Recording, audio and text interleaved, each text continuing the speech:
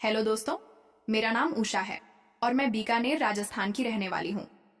हमारे परिवार में केवल 3 लोग हैं।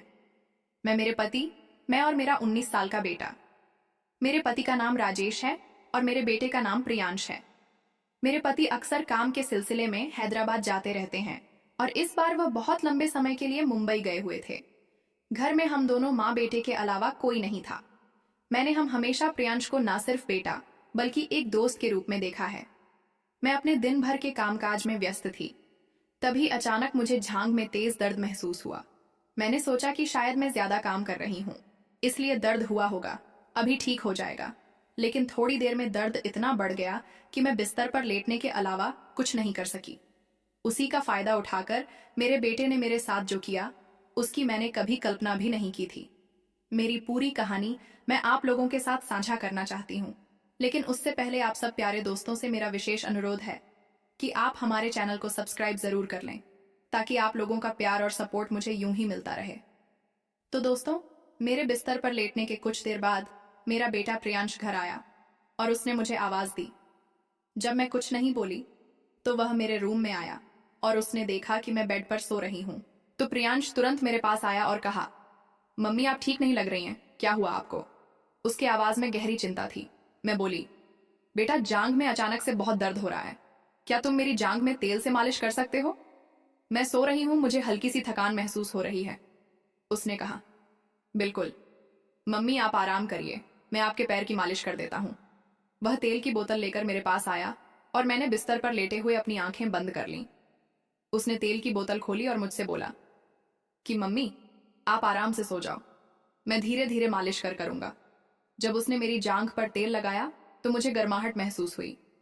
उसकी उंगलियां मेरी जांघ पर धीरे धीरे घूमने लगीं और मैं सुकून महसूस करने लगी।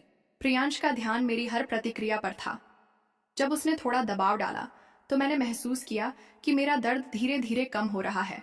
उसका स्पर्श इतना अच्छा था कि मुझे आराम मिल रहा था। मैंने सोचा, यह तो जादू जैसा है। जैसे जैसे वह मालिश करता गया, मेरी आंखें धीरे धीरे बंद होने लगी। उसके नरम हाथों की रगड़ और उसकी मधुर बातें मुझे नींद में खींचने लगे और धीरे धीरे मेरी आंखें पूरी तरह से बंद हो गईं। कुछ देर बाद मुझे अजीब महसूस होने लगा। फिर मैंने धीरे धीरे अपनी आंखें खोली और जब मैंने देखा तो मेरी आंखें फटी की फटी रह गईं, क्योंकि कमरा पूरी तरह से बदल चुका था। चारों ओर रंग बिरंगी लाइटें और मोमबत्तियां जगमगा रही थीं और टेबल पर एक खूबसूरत केक रखा हुआ था जिस पर लिखा था हैप्पी बर्थडे। माँ अम्मा ने चुपके से यह सरप्राइज प्लान किया था। मैंने उसे गले लगाया और कहा, बेटा तुमने यह सब कैसे किया? वह मुस्कुराते हुए बोला, मम्मी मैंने सोचा कि आपको खुश करने का यह सबसे अच्छा तरीका होगा। उसकी इस मासूमियत और प्यार ने मेरे दिल को छू लिया। मैंने सोचा कि इस पल ने मुझे यह एहसास कराया कि हमारे रिश्ते में एक गहरा बंधन है और प्रियांश ने मुझे सिखाया कि जीवन के छोटे छोटे पल कितने महत्वपूर्ण होते हैं। हमने एक साथ केक काटा और उसकी हंसी मेरे दिल को छू गई। केक खाने के बाद हमने कुछ खास बातें की। प्रियांश ने अपनी कॉलेज के बारे में बात की और मैंने उसे अपने बचपन की बातें बताई। हम दोनों बहुत खुश हुए और उस पल से हमारा बंधन और भी मजबूत हो गया। उसकी आंखों में जो चमक थी वह मेरे लिए सबसे अनमोल थी। मैंने उसे देखकर सोचा कि मैं कितनी भाग्यशाली हूं कि मेरा एक ऐसा बेटा है जो न केवल मेरी मदद करता है बल्कि मुझे खुश करने के लिए हर संभव कोशिश करता है। उस दिन मैंने महसूस किया कि रिश्तों की गहराई को समझना और उनका सम्मान करना कितना महत्वपूर्ण है, क्योंकि हर लम्हा बहुत कीमती है। रात में हमने साथ मिलकर कुछ समय बिताया, फिल्म देखी और उसके साथ बिताए गए पल मुझे खुशी से भर देते थे। मैंने प्रियांश को गले लगाया और कहा कि तुम मेरी जिंदगी की सबसे बड़ी खुशी हो। वह भी मुस्कुराया और बोला, मम्मी मैं हमेशा आपकी मदद करूंगा और आपको हर खुशी दूंगा। उसकी इस बात ने मुझे और भी ज्यादा खुशी और प्यार से भर दिया। मैंने सोचा कि यह सिर्फ एक जन्मदिन नहीं था, बल्कि मेरे बेटे के साथ बिताए गए खूबसूरत लम्हों का प्रतीक था।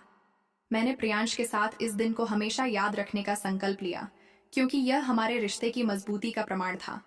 यह प्यार का एक नया अध्याय था जो हमें और भी करीब लाने वाला था। तो दोस्तों, अगर आप भी प्रियांश की तरह अपनी माँ से प्यार करते हैं तो वीडियो को लाइक करके चैनल को सब्सक्राइब जरूर करें।